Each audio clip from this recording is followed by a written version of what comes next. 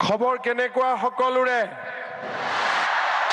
কিমান ভাল বহুত ভাল মোৰ লগত সকলোৱে একেলগে ক'ব ভাৰত মাতা কি জয় বড়োহাৰিণী জয় আই অসম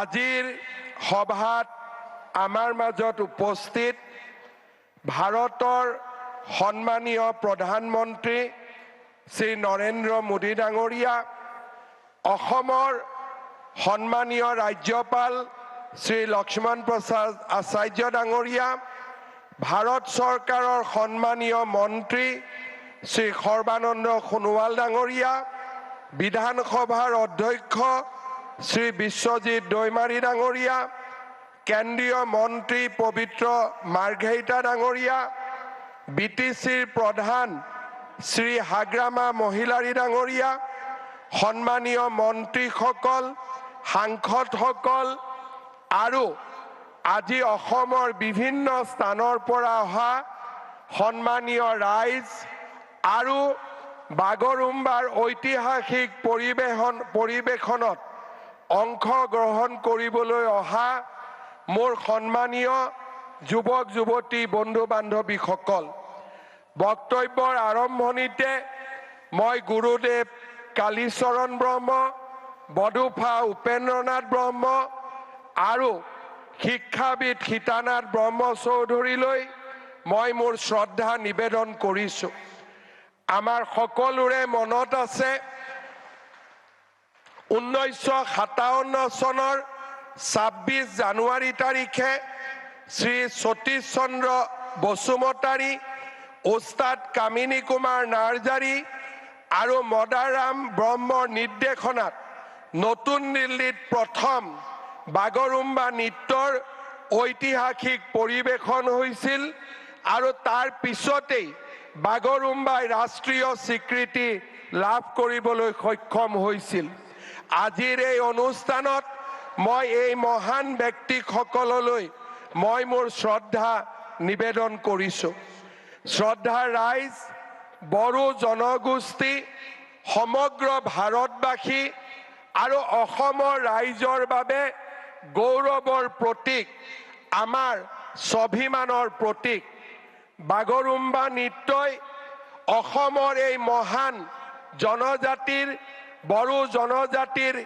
কৃষ্টি আৰু সংস্কৃতিক প্ৰতিনিধিত্ব কৰে আজি আমি অত্যন্ত গৌৰৱ অনুভৱ কৰিছোঁ যে আজি অসম চৰকাৰৰ উদ্যোগত আৰু আমাৰ বড়োলেণ্ড টেৰিটৰিয়েল কাউন্সিলৰ সহযোগত বড়ো জনগোষ্ঠীৰ জাতীয় সংগঠনসমূহৰ সহযোগত 10,000তকৈ অধিক যুৱক যুৱতীয়ে সৰু সজাইত বাগৰুম্বা নৃত্যৰ পৰিৱেশন কৰিব মোৰ যিমান দূৰ মনত আছে বড়ো জনগোষ্ঠীসকলে ইমান ডাঙৰ সাংস্কৃতিক পৰিৱেশন বোধহয় গুৱাহাটীত এয়া প্ৰথমবাৰৰ বাবে পৰিৱেশন কৰিবলৈ আহিছে যি আমাৰ ইতিহাসৰ বাবে এক মাইলৰ খুঁটা হৈ ৰব 2023 চনৰ 14 এপ্ৰিলত 10 সহস্ৰাধিক বিহু আৰু বিহুৱতীৰে আমি আমাৰ বহাগ বিহুক বিশ্বৰ দৰবাৰলৈ লৈ গৈছিলোঁ যোৱা বছৰ ফেব্ৰুৱাৰী মাহত ঝুমুৰ বিনন্দনীৰ জৰিয়তে আমি ঝুমুৰক আন্তঃৰাষ্ট্ৰীয় মঞ্চলৈ লৈ গৈছিলোঁ আজি আমাৰ বাবে গৌৰৱৰ দিন যে আজি আমি বড়ো জনগোষ্ঠীৰ প্ৰতিবিম্ব কৃষ্টি সংস্কৃতিক প্ৰতিনিধিত্ব কৰা বাগৰুম্বাক খন্তেক সময় পিছতেই বিশ্ব দৰবাৰলৈ লৈ যাম শ্ৰদ্ধা ৰাইজ প্ৰধানমন্ত্ৰী নৰেন্দ্ৰ মোদী ডাঙৰীয়াৰ উপস্থিতিয়ে আজি আমাক এক অনন্য গৌৰৱ প্ৰদান কৰিছে যোৱা বছৰ প্ৰধানমন্ত্ৰী নৰেন্দ্ৰ মোদী ডাঙৰীয়াৰ নেতৃত্বত নতুন দিল্লীত বডুফা উপেন্দ্ৰনাথ ব্ৰহ্মৰ প্ৰতিমূৰ্তি স্থাপন কৰা হৈছিলে নতুন দিল্লীৰ এটা পথ বডুপা উপেন্দ্ৰনাথ ব্ৰহ্মৰ নামত উৎসৰ্গিত কৰা হৈছিলে। হাগ্ৰামা মহিলাৰী ডাঙৰীয়াই উল্লেখ কৰিছে কি ধৰণে 2003 চনত BTC-লৈ স্থায়ী শান্তি উভতাই আনিবলৈ প্ৰধানমন্ত্ৰী বাজপেয়ী ডাঙৰীয়া আৰু 2020 চনত প্ৰধানমন্ত্ৰী নৰেন্দ্ৰ মোদী ডাঙৰীয়াৰ নেতৃত্বত শান্তি চুক্তি স্বাক্ষৰ হৈছিল। আজি বড়োলেণ্ড এটা শান্তি দ্বীপলৈ পৰিণত হৈছে।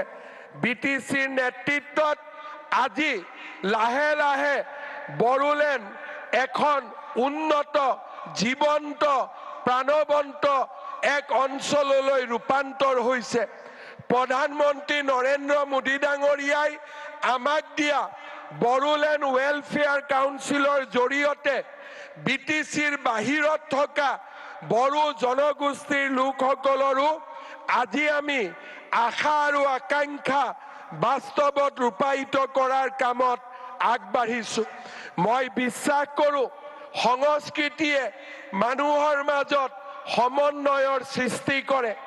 বাগৰুম্বাৰ এই প্ৰদৰ্শনে বড়ো জনগোষ্ঠীক আমাৰ অন্যান্য অসমত বাস কৰা জনগোষ্ঠীৰ ওচৰ চপাই লৈ আহিব এখন বৰ অসম আৰু এখন মহান ভাৰতৰ আধাৰশিলা স্থাপন কৰিব। মই অসমবাসী ৰাইজৰ হৈ পুনৰ এবাৰ আমাৰ প্ৰধানমন্ত্ৰী নৰেন্দ্ৰ মোদী ডাঙৰীয়াক ধন্যবাদ জনাম। আমি নিশ্চয় মনত ৰাখিম যে আমাৰ হাগ্ৰামা মহিলাৰী ডাঙৰীয়াই কোৱাৰ দৰে বিজেপি চৰকাৰৰ দিনতেই BTCৰ নিৰ্মাণ হৈছিল। বড়ো ভাষাক সংবিধানৰ 8ম অনুসূচীত স্বীকৃতি দিয়া হৈছিল। অসমৰ সহযোগী চৰকাৰী ভাষাৰ মৰ্যাদা দিয়া হৈছিল। BTC গঠন কৰা হৈছিল। বড়োলেণ্ড ৱেলফেয়াৰ কাউন্সিল গঠন কৰা হৈছিল। মই বিশ্বাস কৰোঁ যে আজিৰ এই অনুষ্ঠানে আমাক ইজনৰ আৰু সিজনৰ মাজত সম্বন্ধ আৰু অধিক মজবুত কৰিব, আৰু অধিক শক্তিশালী কৰিব, আৰু বডুপা উপেন্দ্ৰনাথ ব্ৰহ্মৰ আদৰ্শক বাস্তৱত ৰূপায়িত কৰাত আমাক আকৌ এবাৰ প্ৰেৰণা যোগাব। প্ৰধানমন্ত্ৰী নৰেন্দ্ৰ মোদী ডাঙৰীয়াৰ আজিৰ উপস্থিতিয়ে বড়ো জনগোষ্ঠীৰ সন্মান আৰু আমাৰ স্বাভিমানক এক নতুন পৰ্যায়লৈ লৈ গ'ল। আজি আমাৰ এই অডিটৰিয়ামত, সৰুসজাই ষ্টেডিয়ামত আৰু ইয়াৰ বাহিৰতো অজস্ৰ বড়ো আৰু আন অসমবাসী লোক আহি ইয়াত উপস্থিত হৈছে। এই মুহূৰ্তত অসমৰ প্ৰতিগৰাকী লোকে টেলিভিছনৰ সন্মুখত বহি আছে এই ঐতিহাসিক নৃত্য চাবলৈ। দেশ আৰু বিশ্বত বাস কৰা বড়ো জনগোষ্ঠী আৰু আন অসমৰ জনগোষ্ঠীসমূহে আজি টেলিভিছনৰ পৰ্দাত অপেক্ষা কৰিছে ঐতিহাসিক নৃত্যলৈ। প্ৰধানমন্ত্ৰী নৰেন্দ্ৰ মোদী ডাঙৰীয়াক আমি কিহেৰে ধন্যবাদ জনাম? আমাৰ সন্মুখত একো ভাষা নাই। মই উপস্থিত ৰাইজক অনুৰোধ কৰিম, সকলোৱে নিজৰ মোবাইলত টৰ্চ লাইট জ্বলাই প্ৰধানমন্ত্ৰী মোদী ডাঙৰীয়াক এবাৰ অভিবাদন জনাওক। সকলোৱে থিয় হৈ নিজৰ নিজৰ আসনত থিয় হৈ হাত তালিৰে মোদী ডাঙৰীয়াক সকলোৱে সম্বৰ্ধনা জনাওক। আৰু মোবাইল আমি আকৌ এবাৰ সুন্দৰভাৱে ইফালৰ পৰা সিফালেৰে আমি মোদী ডাঙৰীয়াক সম্বৰ্ধনা জনাম। সকলোৱে মোৰ লগত একেলগে ক'ব, নৰেন্দ্ৰ মোদী, নৰেন্দ্ৰ মোদী, নৰেন্দ্ৰ মোদী। বহুত বহুত ধন্যবাদ। জয় হিন্দ, বন্দে মাতৰম।